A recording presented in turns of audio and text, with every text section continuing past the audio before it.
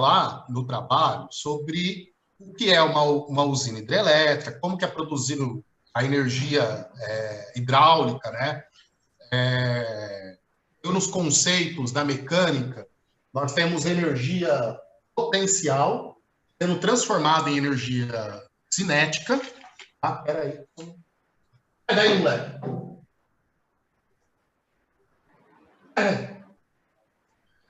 É o meu gato, tá subindo umas coisas aqui. Tá... você sair daí, Lazarento. Gato sendo gato.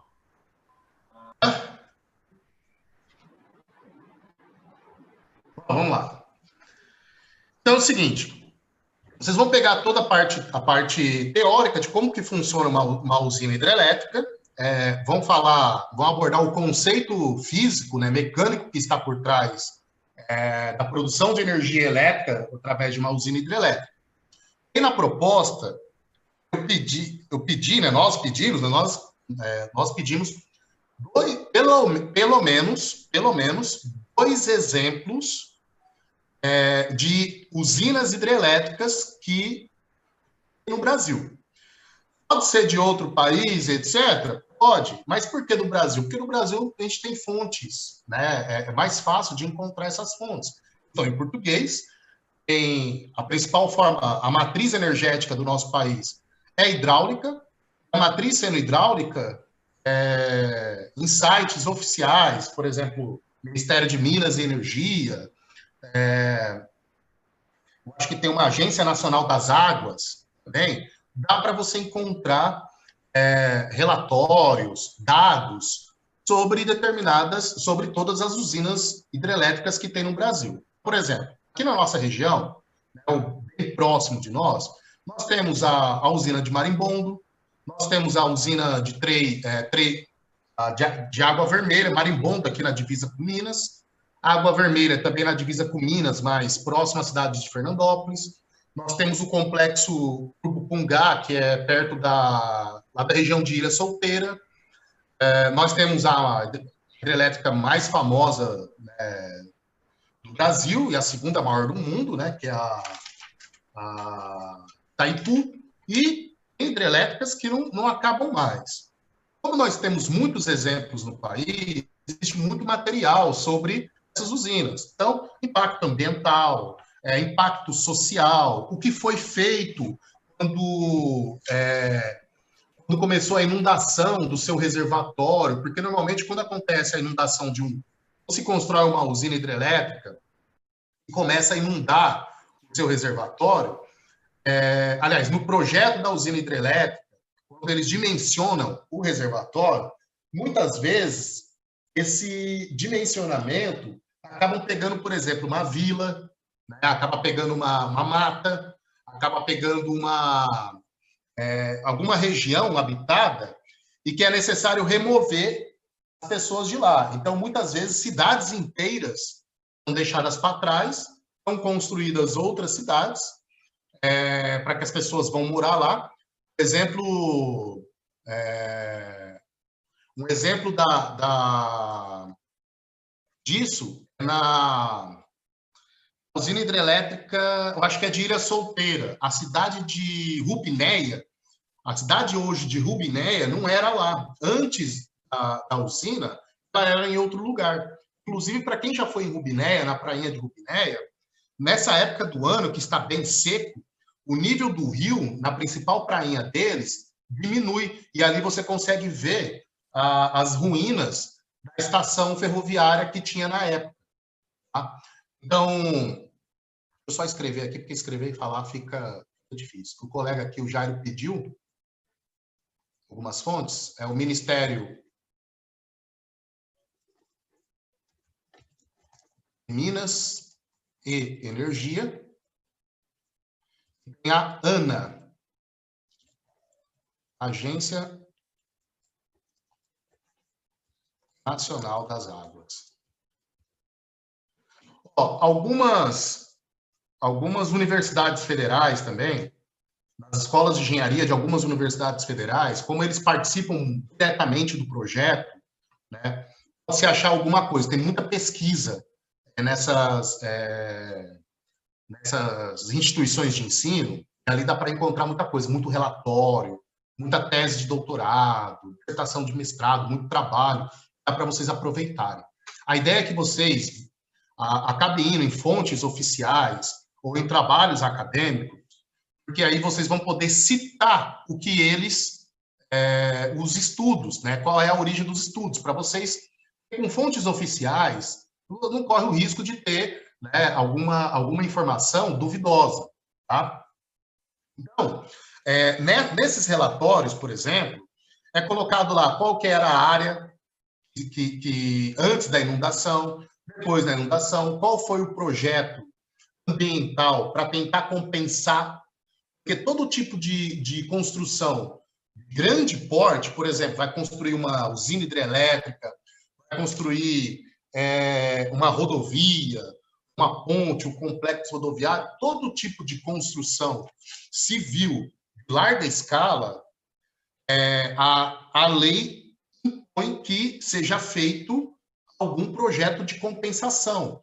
Então, vocês vão, compensação ambiental e social. Então, vocês vão ter que, dentro desses relatórios, vão estar lá essas informações que vocês vão ter que citar, pedido no trabalho. Então, vocês vão colocar como exemplo, no mínimo, 2 hidrelétricas. Tá? Quantas páginas são necessárias? Não sei. Vai ser o quanto vocês vão estar a fim de abordar. Né? Quanto mais informação, melhor. Tá? E aí é o seguinte, eu ia pedir para vocês, por acaso, porque assim, nós temos exemplos próximos aqui da região, pode acontecer de ter muito trabalho parecido, porque vai acabar citando, né, os mesmos exemplos. Então, procurem pegar a usina hidrelétrica de Rosana, que é lá no Pontal do Paranapanema. Tem a usina hidrelétrica, por exemplo, do Rio Tietê, usina hidrelétrica que tem em Minas Gerais, por exemplo, qual que é o nome mesmo daquela companhia? Lá em Minas?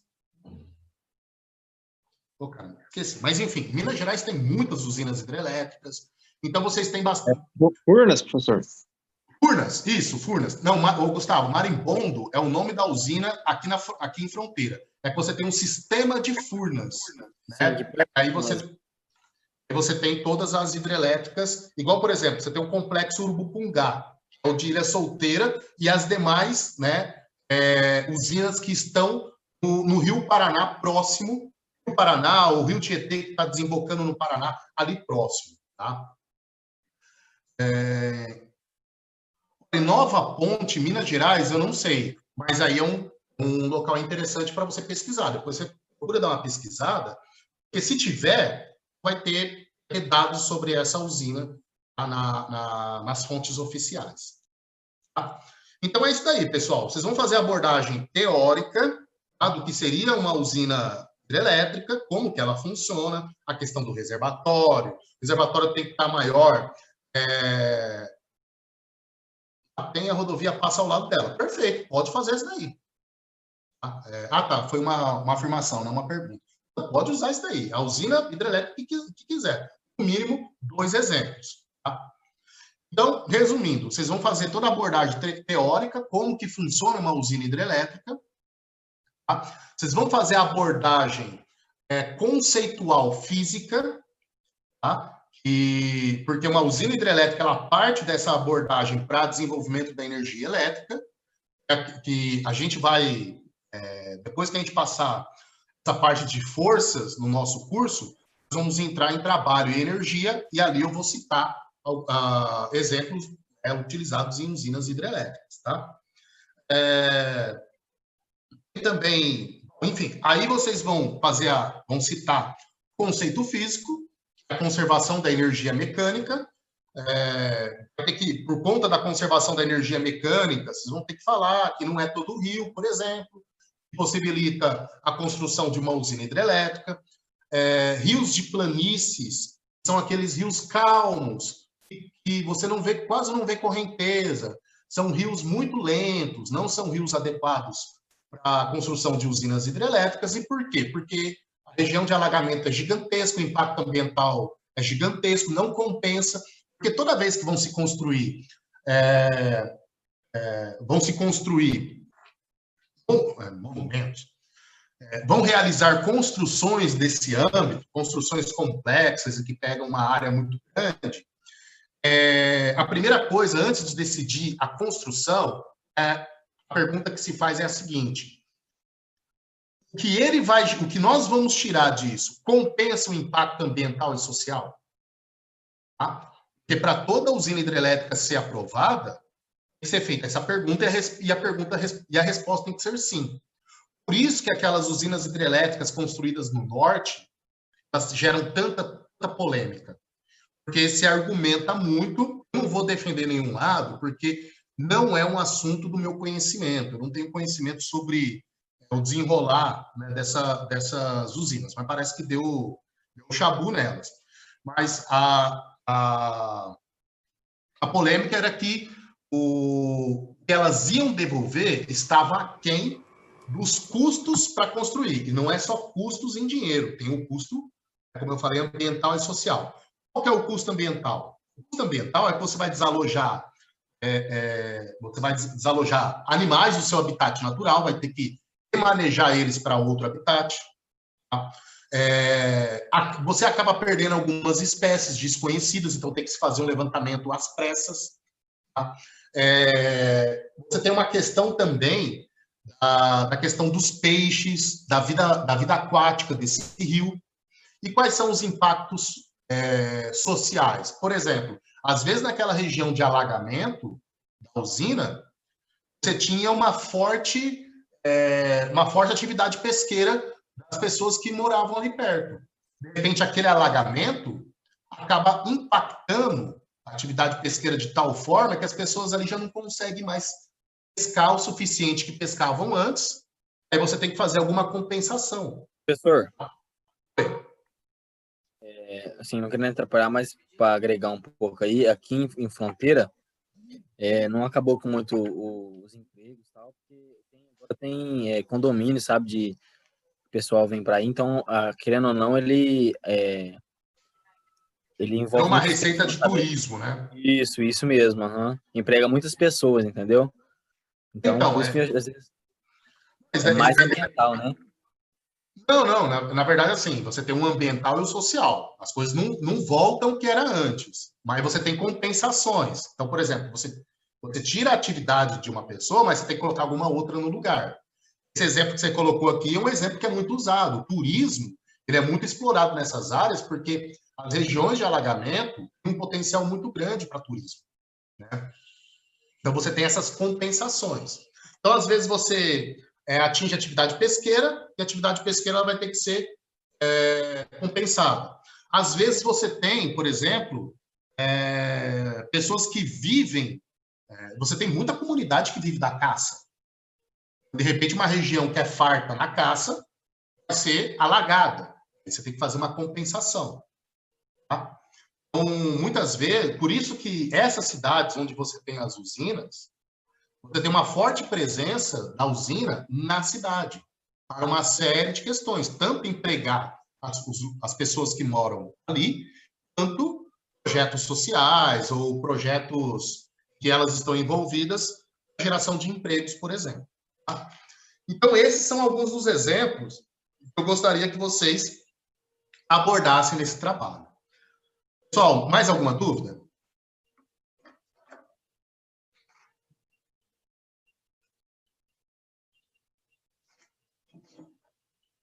Ô, professor, Não. é sobre o trabalho em si mesmo, porque se for levar em conta cada um, fica meio complicado colocar em 6 páginas, mas dá para fazer. Só que aí, como que a gente faria?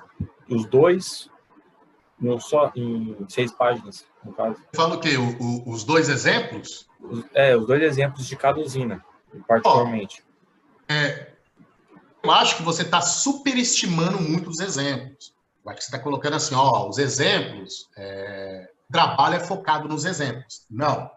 O trabalho é focado na parte teórica de como funciona, e na questão conceitual da conservação da energia.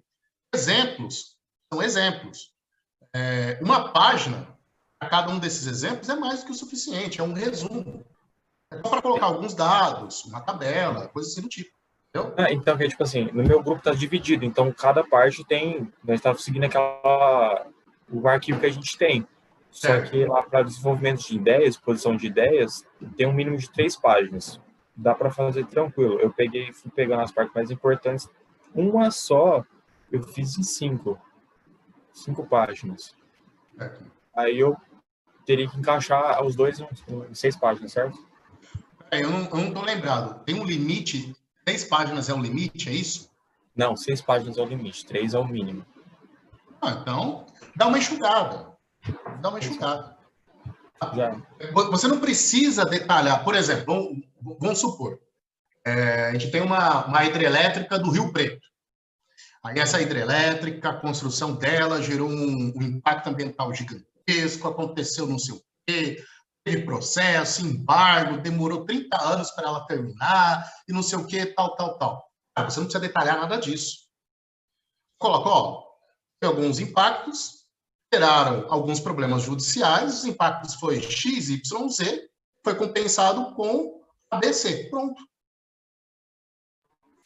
Entendi. Tranquilo. Professor, aí na biografia tem que fazer a biografia das duas? Ou... Você vai tirar de algum lugar essa informação, correto? Uhum. De biografia, você vai falar, sobre a usina de Xinxinzinho, de onde você tirou? Eu tirei da Agência Nacional das Águas. Beleza, você vai citar a Agência Nacional das Águas, foi de lá que você tirou. Isso. Se por acaso, sobre a mesma usina, você pegou informações de mais de um lugar, por exemplo, você pegou da Agência Nacional das Águas, você pegou, por exemplo, da... Wikipédia. Não, Wikipédia não. do blog do Genizinho, né? Não, por exemplo, você pegou lá da Agência Nacional das Águas e pegou no Departamento de Luz e Esgoto, por exemplo. Vai colocar lá as fontes de onde você tirou. Só isso. Mas então, tipo assim, para citar um exemplo, 2 usinas, aí eu tenho que fazer a biografia das duas ou de uma só? Não é biografia das duas, não. Você só vai escrever, dando como exemplo, assim, por exemplo, a usina hidrelétrica, por exemplo, você chega na parte lá você escreveu lá introdução, métodos e tal, você chega na parte lá dos exemplos. Então, a usina de tal lugar. Essa usina se localiza em tal lugar, pega o rio tal, ela foi construída, aconteceu tal coisa, houve um impacto. Por exemplo, teve uma cidade que estava ali, ela foi deslocada. Você fala que foi deslocada, foi feita a compensação ambiental, houve tal estudo. Por exemplo, se houve tal estudo, você não precisa falar como foi o estudo. Entendeu? É um resumo. Gabriel Dias, pode falar da Itaipu, pode falar de qualquer usina, Gabriel. Que eu dei um exemplo de a gente pegar pegar outros exemplos longe daqui para não correr o risco, por exemplo, de todo mundo citar a mesma coisa, tá? Aliás, o André, né? Que o André disse que o Gabriel disse que o André está com vergonha. Mas é isso aí, pessoal. Beleza? Aí, se vocês quiserem depois entrar em contato comigo, por exemplo, eu escrevi isso daqui e tal, queria que desse uma lida. Eu vou dar uma lida, faço as sugestões, não tem problema não. Beleza, gente? Beleza, professor, obrigada. Pode mandar pelo e-mail, professor? Perguntando? Pode mandar pelo e-mail. Tá? Depois que você pegar e escrever e tudo mais, aí pode mandar por e-mail, professor, queria que você desse uma lida, tal. Eu dou uma lida, assim, dentro do possível do meu tempo, dou uma lida e dou o feedback falando, não tem necessidade de colocar isso, tal. Porque a parte das usinas, gente, é resumo. Uma página para cada uma delas é mais do que o suficiente. Ok, gente? Ok. Professor, De Belo Monte, é um exemplo legal para se colocar. O problema é que, assim, uma usina, era essa aí que eu ia falar, né, que é lá no norte, que gerou muita polêmica, porque são rios de planície. Assim, O problema de você pegar uma usina como essa, qual que é? E foi bom você ter citado, Gilberto. O problema de você pegar uma usina como essa é que tem muito pano para manga para falar sobre essa parte ambiental. Então, pega aquelas que já estão bem estabelecidas. Tá? Aí você tem você não tem tanta abordagem para se fazer. Beleza? Quer perguntar aí? Professor, a data da entrega da APS já decidiram já? Eu não sei, eu acho que não decidiram ainda não, mas assim que decidir, vocês ficarão sabendo. Ok. Provavelmente vai ser para o fim do semestre, né? Eu quero antes da data, eu quero chegar no conceito mecânico que vocês vão utilizar no trabalho de vocês. Bom, pessoal, então vamos lá. Declaração, beleza, 45 minutos. Então, vamos lá, pessoal. Bom, qualquer dúvida depois, pessoal, se surgir mais alguma dúvida, aula que vem, né, na segunda-feira que vem, vocês podem perguntar. Vamos lá. Na nossa quarta aula de mecânica, na última aula, se eu não me engano, eu ia começar a falar sobre plano inclinado. Eu não salvei em PDF a última apresentação, e deveria ter salvado e mandado para vocês. Então, vou fazer isso daí hoje. Vou salvar essa apresentação e a anterior, salvar em PDF e mandar para vocês. Essa semana eu já encaminho já alguns exercícios para vocês resolverem. Vamos lá.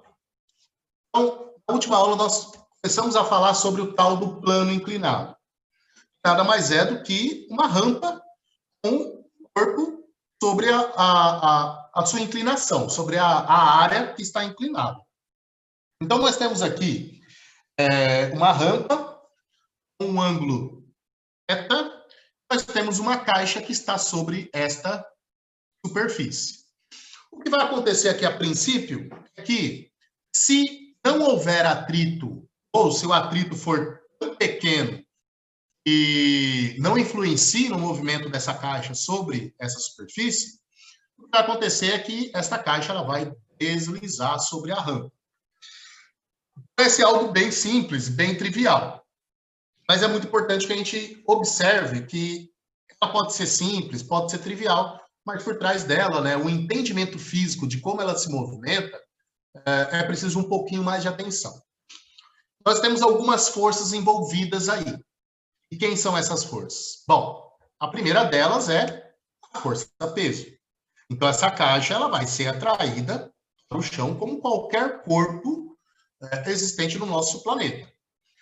Ah, professor, mas a rampa também é atraída. Sim, mas a rampa ela está, digamos, afixada em uma superfície não móvel. Está fixada no chão, então ela não vai se mover. Ou simplesmente ela faz parte do chão. Uma rampa de concreto que colocaram, por exemplo, ao lado de uma escada para facilitar a acessibilidade, por exemplo. Nós temos aí a força-peso. Nós temos também a força de contato entre a caixa e a rampa. Essa força de contato é a força normal. Então, a rampa, por ter essa inclinação, ela vai produzir uma força de contato nessa direção. Vejam que, dessa vez, a força-peso não está na mesma direção da força normal. Ou melhor, a força normal não está na mesma direção da força-peso, porque a força-peso sempre vai apontar na direção vertical e no sentido para baixo. Já a força normal é chamada de normal porque ela faz um ângulo de 90 graus com a superfície. Então, esse vetor que representa a força normal, ela faz 90 graus em relação à superfície de contato entre a caixa e a rampa. Por isso que ela tem essa direção, no sentido, lógico, fora da rampa. Tá? Então, por conta da força-peso, essa face da caixa entra em contato com essa face da rampa, tá?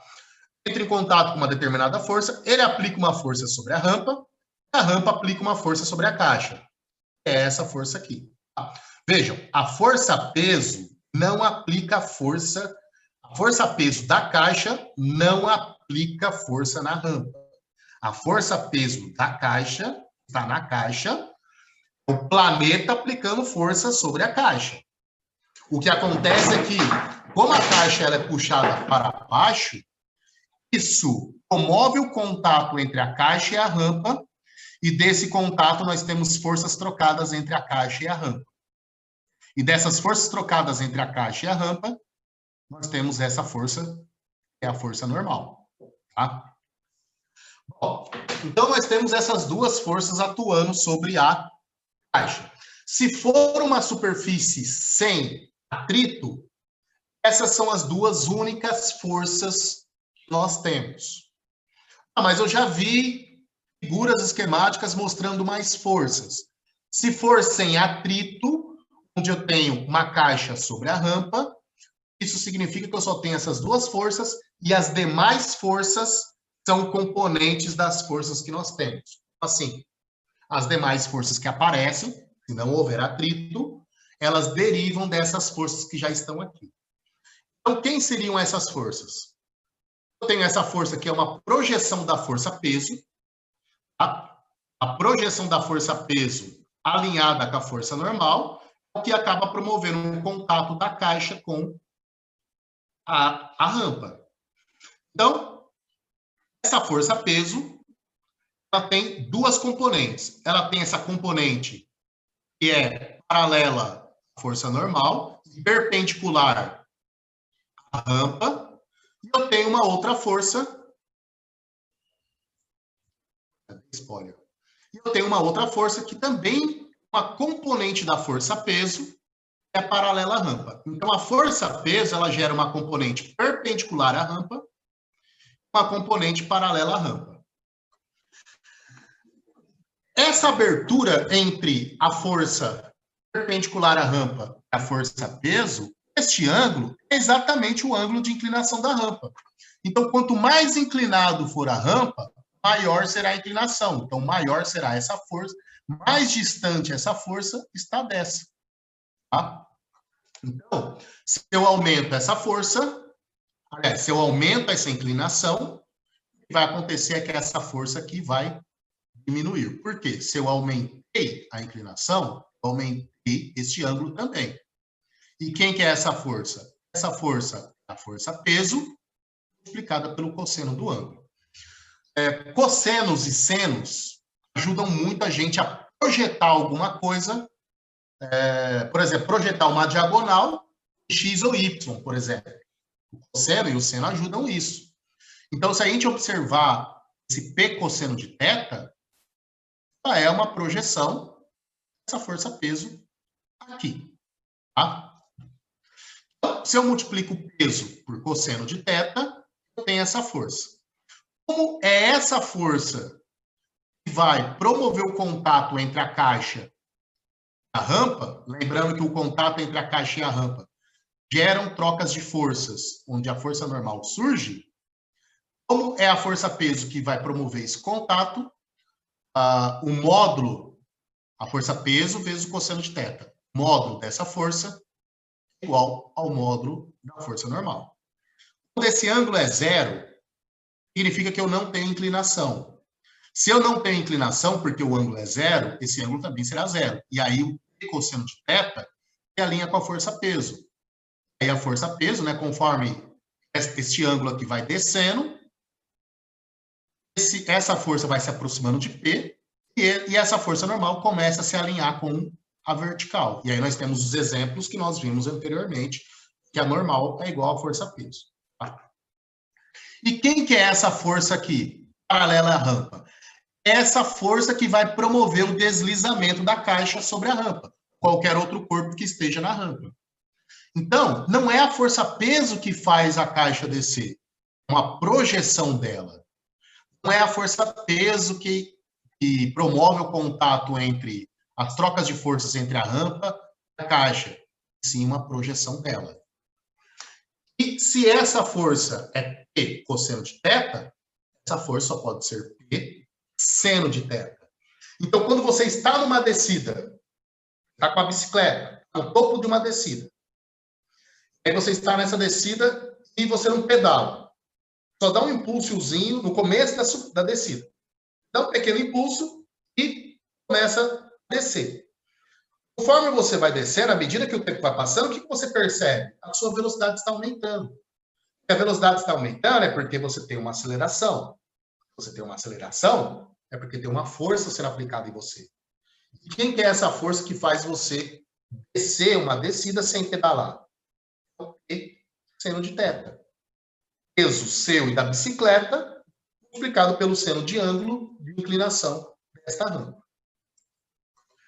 Então, nós temos que, para este caso, a força normal é igual ao peso vezes o cosseno do ângulo de inclinação.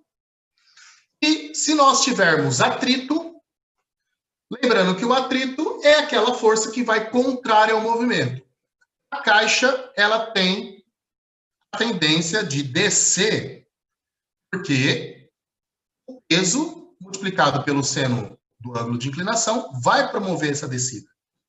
Se eu tenho uma força de atrito, o atrito sempre vai ser aquela força que vai estar sempre na mesma direção do movimento, mas no sentido contrário. Então, está aqui. Então, esta é a força de atrito. É μ vezes a força normal. Veja que aqui eu não coloquei, aqui é o coeficiente de atrito, veja que eu não coloquei o subíndice. Não coloquei de propósito, se é o atrito cinético ou atrito estático. Por quê?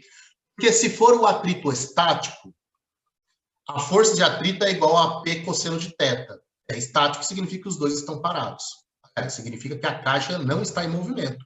O atrito segura. É o mesmo que você pegar, colocar um livro sobre a mesa e inclinar a mesa. Você dá uma pequena inclinação, o livro está ali. Aumenta a inclinação, ainda continua um pouco. Aumenta um pouquinho mais, aí ele começa a descer. Até o momento em que ele não desce, significa que o atrito é igual ao peso seno de θ.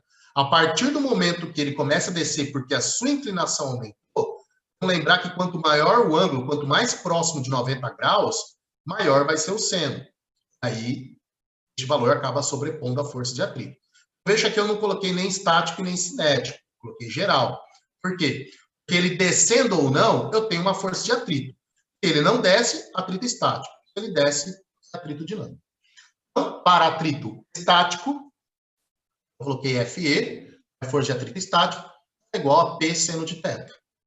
Ah, professor, mas eu aumentei a inclinação e ele continua parado. Vamos lembrar que a força de atrito estático, ela sempre vai acompanhando a força no sentido contrário, a força que promove o movimento, e ela tem um valor máximo. Então, ela sempre vai aumentando conforme a força externa aumenta, até que chega num valor máximo, e a partir do valor máximo, ela diminui para o dinâmico, o corpo se movimenta. Tá? Então, se o atrito é estático, significa que a força ela vai ser igual a P cosseno de θ. Agora, para atrito cinético, sabemos que o atrito cinético, a força ela diminui. A força de atrito ela diminui. Aí nós fazemos um saldo de força, aí nós encontramos a força resultante. Para o atrito cinético, a força com que ele vai descer é igual à força que promove o movimento menos a força que está freando ele. Então vai ser P seno de θ menos a força de atrito cinético. Então vamos a um exemplo. Então, nós temos aqui uma caixa. Aqui não é plano inclinado ainda. Mas depois a gente vai para o plano inclinado. Seria o exemplo 1, mas está na sequência. No final da última aula, eu joguei para essa aula. Vamos lá. Vamos supor que temos um bloco de massa M, igual a 5 kg, sobre uma superfície plana. Suponhamos que o coeficiente de atrito entre o bloco e a superfície plana seja igual a 0,2. Determine o valor da força de atrito para uma força que puxa o bloco com intensidade de 50 newtons. Vamos lá, pessoal. Aqui nós temos uma caixa que está sendo impulsionada por uma força F de 50 newtons. O que nós precisamos saber aqui é o seguinte, aqui o exercício ele não fala se ele está em movimento. Ele só fala coeficiente de atrito entre o bloco e a superfície. Ele não fala se é estático ou se é dinâmico. Tá? Isso a gente vai ter que descobrir. determine o valor da força de atrito para uma força que puxa o bloco com intensidade igual a 50 newtons. O que a gente tem que ver aqui é o seguinte: a força de 50 newtons é o suficiente para vencer o atrito? Se for o suficiente para vencer o atrito, então nós estamos em atrito dinâmico. Tá? Se ela não for o suficiente para vencer o atrito, então o atrito é estático. E a força com que puxa o bloco é igual à força do atrito estático. Mas vejam, 50 newtons é o valor da força F. Mas a força F não está na horizontal. Ela possui um ângulo de inclinação de 30 graus em relação à horizontal. O que isso significa? Significa que a força que vai, em tese, colocar essa caixa em movimento não é a força F, e sim a componente horizontal da força F. É que nem o lance da força-peso. Não é a força-peso que move a caixa. É uma componente dela. Não é a força-peso que promove o contato. É uma componente dela. Então, não é a força F que vai promover, em tese, o movimento dessa caixa na horizontal, e sim a sua componente na horizontal. Tá? Então, o que nós precisamos fazer? Precisamos encontrar qual é o valor desta força na horizontal, porque é ela que vai colocar em tese, né? Eu falo em tese porque a gente não sabe se o atrito aqui é estático ou dinâmico. Então, nós temos aqui as componentes. Aqui a força, a componente da força F em X, e a componente da força F em Y. Ah, mas eu vou usar a sua componente em Y? Não. Por quê? Porque essa componente ela se encontra na vertical. E o movimento aqui é na horizontal. Tá? Ah, mas se a força aqui for... Se essa componente for tão grande a ponto de tirar ela do chão. Se tirar ela do chão, não tem contato. Se não tem contato, não tem atrito. Tá? Vamos lá. Bom, então ela tem uma força normal. Aliás, tem uma força peso apontada para baixo. Tá? E ela possui uma força normal. Ou seja, nós temos aqui uma força na vertical para cima, no sentido positivo de Y, que vem uma componente de F, nós temos uma outra força, Y, para cima também, né, positivo, que vem do contato entre as duas, o corpo e a superfície. Tá? Então, nós vamos ter que levar em consideração, tá? A gente vai acabar levando em consideração isso daqui, porque o atrito vai depender dessas forças também. Tá? Vamos lá. Então, a força F é de 50 newtons. Então, nós vamos projetar ela em X. Para projetar ela em X, nós vamos utilizar o cosseno. Por quê? Porque o cosseno é o cateto adjacente. O que é adjacente? Adjacente ao ângulo. Ele abre o ângulo. Ele é vizinho ao ângulo. Então, o cateto adjacente é aquele que está em X. Então, a sua componente em X é igual ao valor da força vezes o cosseno deste ângulo, vezes o cosseno de 30. A força é 50, cosseno de 30, aproximadamente 0,866, o que vai nos dar uma força de 43,3 newtons. Então, a força que está puxando a caixa não é uma força de 50 newtons. Na verdade, é uma força de 43 newtons. Vamos encontrar o valor desta força também em Y. Por quê? Porque a força-peso ela está sendo equilibrada por essas duas forças. Eu tenho duas forças para cima e ela não se move para cima, é porque essas duas forças é igual à força-peso. Se eu tenho duas forças apontando num sentido, mas não se move, é porque tem forças no sentido contrário que equilibram elas. Tá?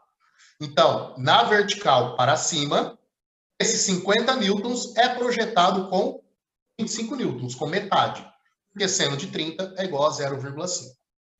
Então, nós temos apontado para Y positivo a força normal. E também nós temos a componente em Y da força F. e será 25 newtons. Beleza. Então, isso significa que a força-peso é a soma da componente em Y mais normal. Tá? Então, nós vamos descobrir quanto vale a força normal. Por quê? Porque é a força normal que promove o atrito.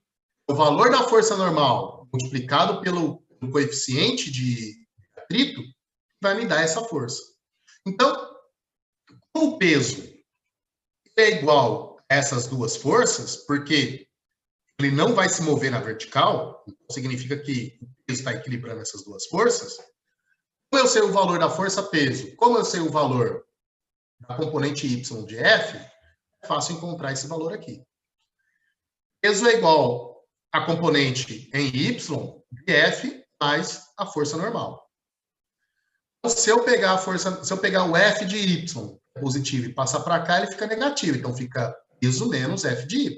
Aqui, peso menos F de Y. Então, força-peso, massa vezes aceleração. Aqui nós colocamos 10 metros por segundo ao quadrado. Eu coloquei, porque aqui não foi dado no enunciado. Tá? Mas vamos utilizar 9,81, já que a gente usa calculadora. Tá? Então, 5 vezes, então, massa em quilogramas, aceleração gravitacional 10 metros por segundo ao quadrado, então 5 vezes 10 é igual a 50. Vai ficar o peso é igual a 50 newtons, menos F de Y, que é 25. Então, qual é o valor da força normal? O valor da força normal é igual a 25 newtons.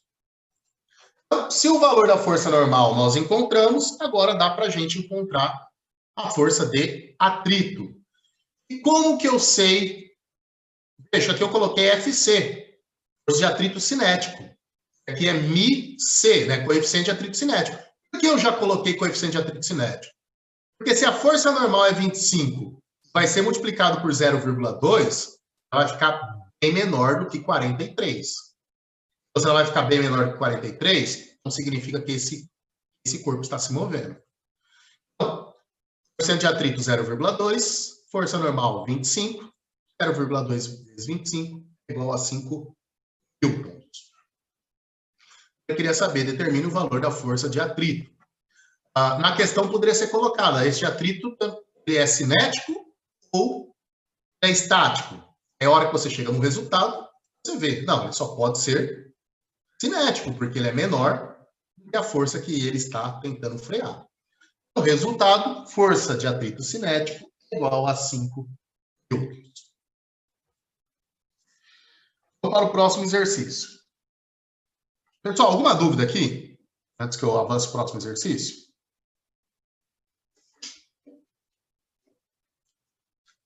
Bom, vamos lá.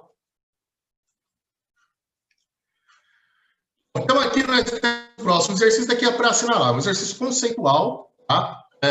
Não por acaso eu falei para vocês que as duas únicas forças que haviam eram a peso e a normal, justamente por conta desse exemplo que vem na sequência.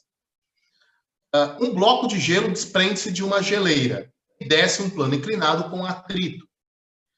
Qual o diagrama que representa corretamente as forças que atuam sobre o bloco? Vamos lá.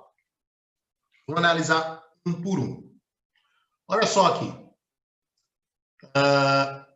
Aqui nós temos uma força vertical dirigida para baixo, então é a peso. Aqui nós temos uma força que é perpendicular à superfície, mas para fora, então, nos mostrando que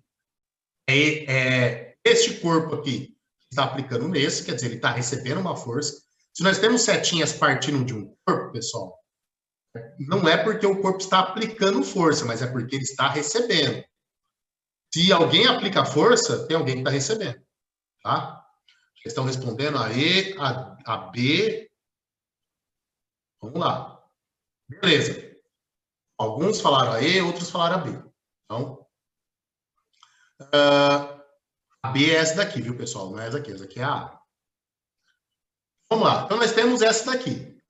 A força peso, a força normal E o atrito, nós sabemos que ele vai descer. O exercício fala que ele está descendo, mas tem um atrito. Se ele vai descer nesse sentido, nós temos um atrito no sentido contrário. Tá? Beleza. Vamos guardar isso daqui. O pessoal está apostando muito na B. Vamos lá, vamos olhar na B. Nós temos também a força-peso. Nós temos também a força normal, é perpendicular à superfície. Nós temos também a força atrito.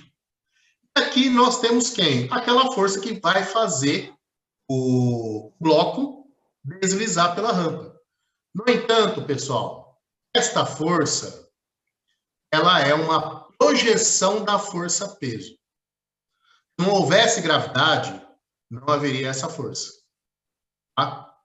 Então, se ela é uma projeção da força-peso, ela não é uma força que naturalmente apareceria lá. Ela deriva de outra força.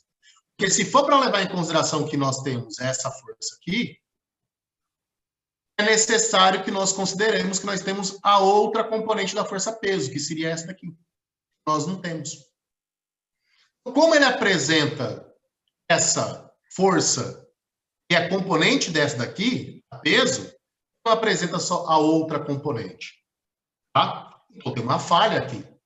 Então não pode ser a letra B. Tá? Vamos para a letra C. Bom, a letra C é óbvio. Aqui eu acho que deve estar onde? No espaço. Não tem nem força-peso. Aqui a gente passa batido. Tá? Se não tem força-peso, não tem nem o que falar. A letra C está equivocada.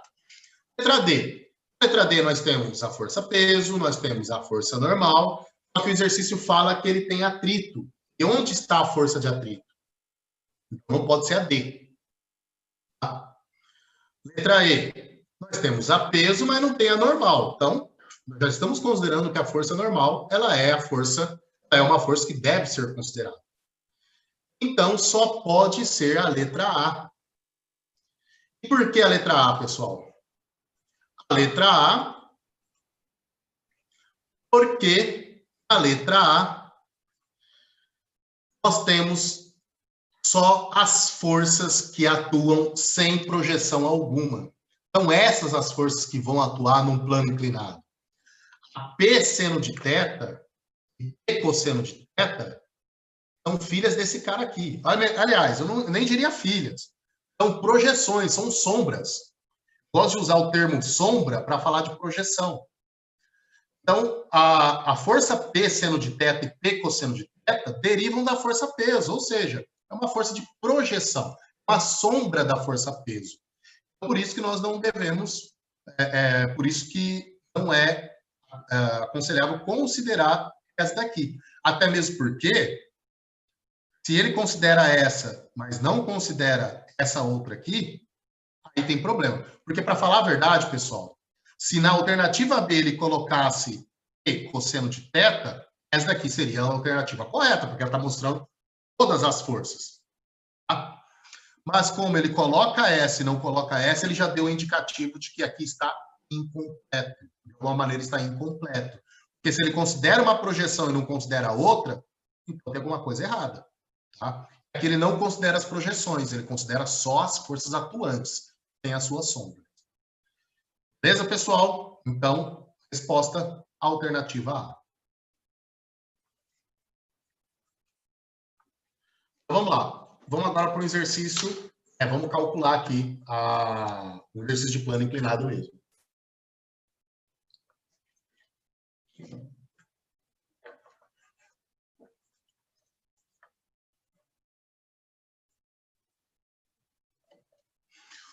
Veio uma pergunta aqui muito boa, que gera muita dúvida para o pessoal. Em que situação eu devo usar cosseno? Em que situação eu devo usar seno? É uma pergunta muito trivial, saber quem é o seno ou cosseno, mas é algo que ainda gera muita dúvida, porque confunde.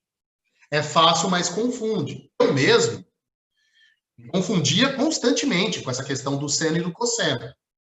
E aí, para eu conseguir contornar, eu fiz o seguinte esquema. Tá? Você vai partir do ângulo que você se encontra. Então, dá para utilizar esse exemplo aqui. Ó. Olha só, pessoal. Nós temos esse ângulo aqui da rampa. Tá? Essa rampa é um triângulo retângulo. Então, os lados que são perpendiculares, que seria o horizontal e o vertical, são perpendiculares, ângulo de 90 graus. O único triângulo que tem ângulo de... Um dos ângulos é de 90 graus, é o triângulo retângulo. Aqueles que fazem ângulos de 90 graus são os catetos. Aquele outro da diagonal é a hipotenusa. Beleza. Então, olha só. Este ângulo aqui é o ângulo em questão, é o nosso ângulo de interesse para a gente observar a dinâmica aqui do plano inclinado. Mas vamos lá. Quem é que está do lado? Quem é que está do lado deste ângulo? Quando eu falo do lado deste ângulo, é quem vai abrir o ângulo junto com a hipotenusa. Então, se essa é a hipotenusa, eu tenho esse ângulo aqui, é porque foi aberto com este cateto. Vejam, se eu tenho este cateto que abre este ângulo com a hipotenusa, quer dizer que ele está do lado do ângulo. Está ao lado. O que quer dizer estar ao lado? Está nas adjacências. A palavra adjacência quer dizer ao lado, nas vizinhanças, próximo. Então, este cara aqui é o cateto adjacente deste ângulo. E se você quer descobrir alguma coisa relacionada ao cateto adjacente, quem usa adjacente é o cosseno. Tá? Então, se você quer saber quem é o cateto adjacente ao ângulo, é aquele que vai abrir o ângulo. É este cara aqui. Se você quer saber o comprimento deste cara partindo da hipotenusa, você multiplica a hipotenusa por seno ou por cosseno. Você vai multiplicar a hipotenusa por cosseno. Você quer saber o cara que está do lado do ângulo, quem está adjacente ao ângulo, você pega a hipotenusa e multiplica pelo cosseno. O cosseno é nas adjacências. Agora, quem está de frente ao ângulo, quem está de frente ao ângulo, se opõe ao ângulo. Então, é este cateto aqui. Se opor ao ângulo, é o cateto oposto.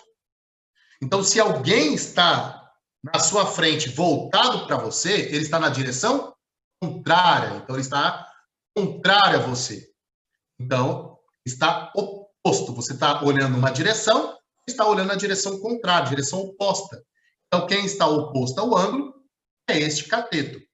Se eu pegar essa hipotenusa e multiplicar pelo seno desse ângulo, o resultado vai ser o comprimento deste cateto.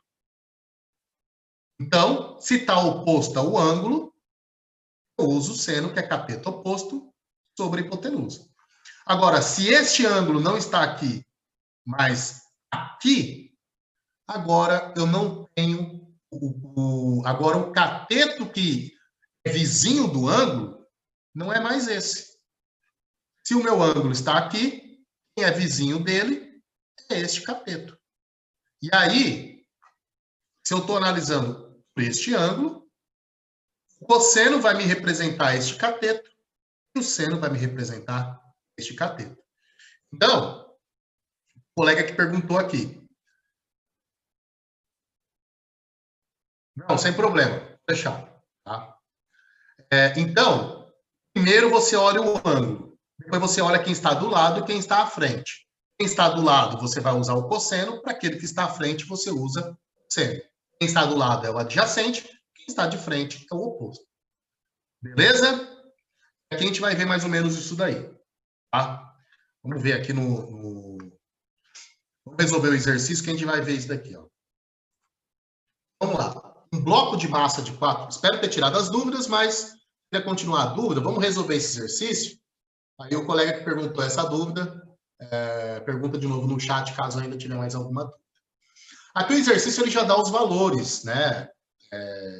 Aqui são 37 graus a inclinação. Ele já fala quanto vale o seno, quanto vale o cosseno e etc. Dá os dados para simplificar, porque o que o exercício quer saber é se você sabe resolver ou não. Tá? Vamos lá. Um bloco de massa de 4 kg é abandonado num plano inclinado de 37 graus com a horizontal. com o qual tem coeficiente de atrito de 0,25. É abandonado. Bom, ele está perguntando qual a aceleração do movimento do bloco, em metros por segundo. Tem que cortar esse aqui. Em metros por segundo. Olha só. Está perguntando qual é a aceleração. Ele fala que o bloco é abandonado no plano, quer dizer, parece que é atrito cinético, mas vamos ver se é mesmo.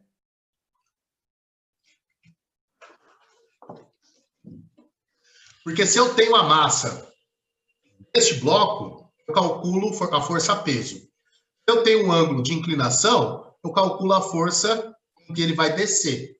Aí eu consigo saber se o atrito é grande ou pequeno. Mas vamos lembrar que a gente precisa calcular a força normal para determinar o atrito. Vamos lá, nós temos aqui a força-peso. Aí nós temos a força normal.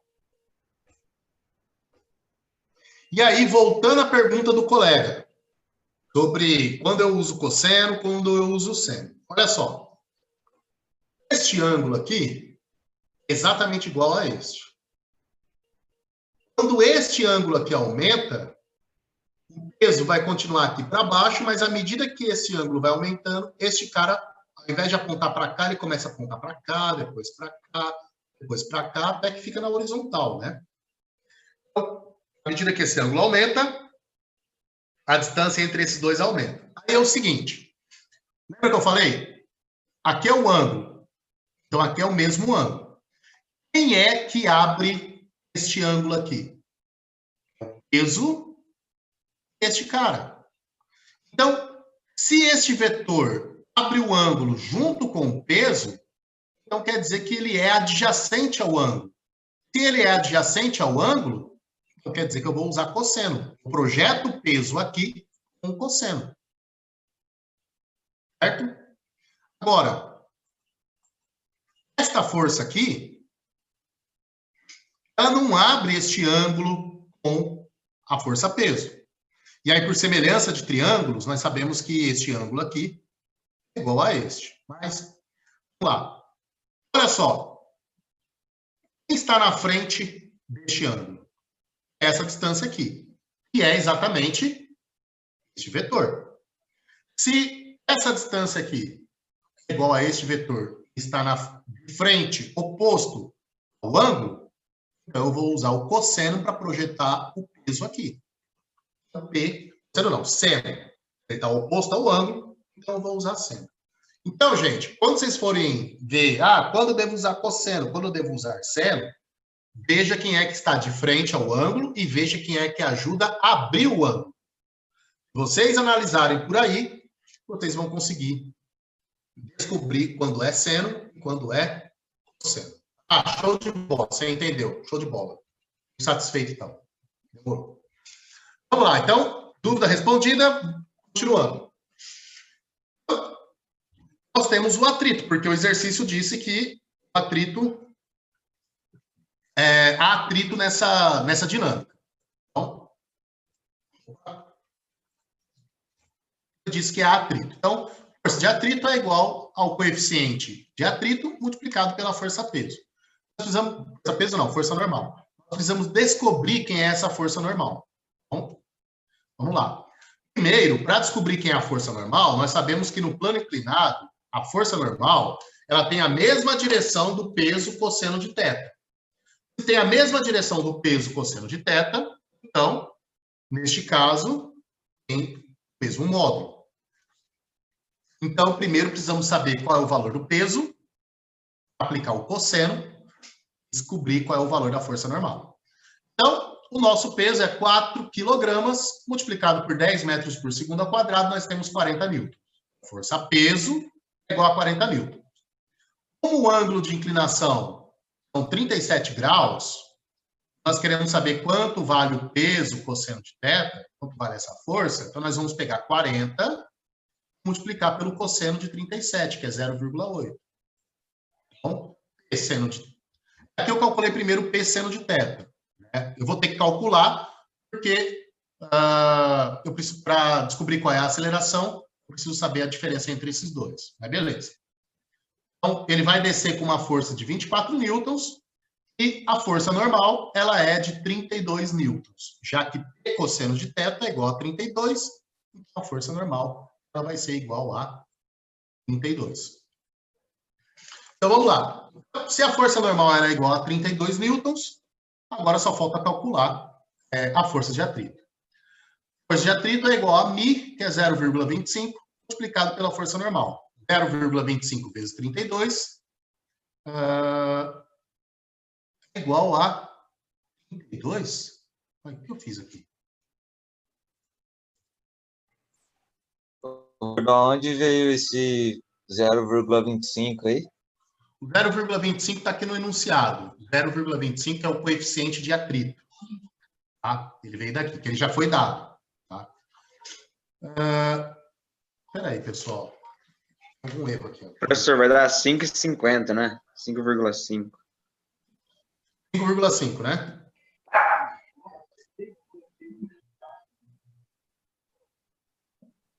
Isso. Espera aí.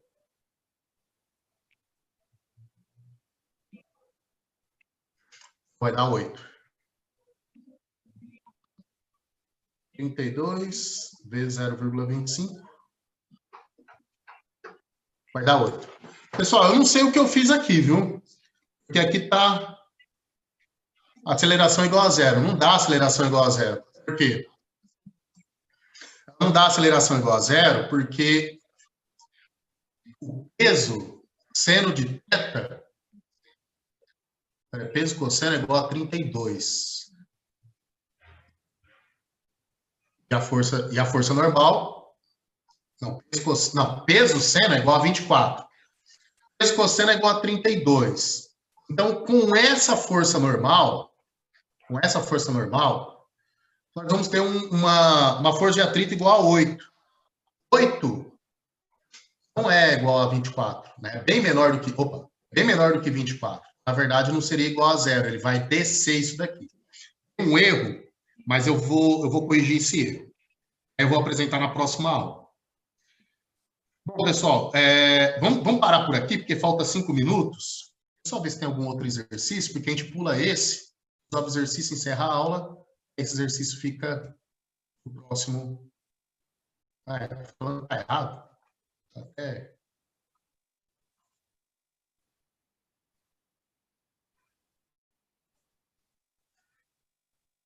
Putz. Faixa preta, onde que ela está? Coloquei aqui em cima. Virou? Você estava puxando agora ela. Aí. Beleza, foi aqui para cima. É a barra de controle aqui do Zoom. Ó, pessoal, vamos desconsiderar esse exercício. Eu vou refazer ele e deixar para a próxima aula, que agora já está acabando. Não tem mais exercício na sequência, a gente já entra em lei de Hooke. Força elástica. É força elástica, não força smash, tá? Só para vocês saberem. É de infâmia. Mas beleza. Pessoal, a próxima aula, então, até aqui, pessoal, até aqui tá correto.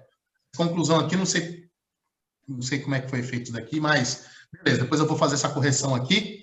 Na próxima aula nós voltamos para esse exercício, aí nós damos continuidade. Agora são quase 10 horas. Pois não? Na próxima aula, o senhor explica de novo esse exercício aí? Eu tenho umas dúvidas nele aí. Não, pode deixar, eu vou corrigir, vou voltar ele desde o início. Tá bom, então. Beleza? Pessoal, então... Boa noite. Boa noite. Pessoal, então, por hoje é só. Na semana que vem... tá, no exercício 4. Não, beleza, depois a gente volta. Tá? Só me lembrar. Aí nós damos continuidade daqui. Beleza, pessoal? Então, uma ótima semana para vocês. Depois eu vou mandar no e-mail da sala, em PDF, esse material. Uma ótima noite para vocês. Uma boa semana e até a próxima segunda-feira. Forte abraço para todos. Tchau, tchau. Beleza, boa noite, professor. Tchau. Tchau, professor. Boa noite.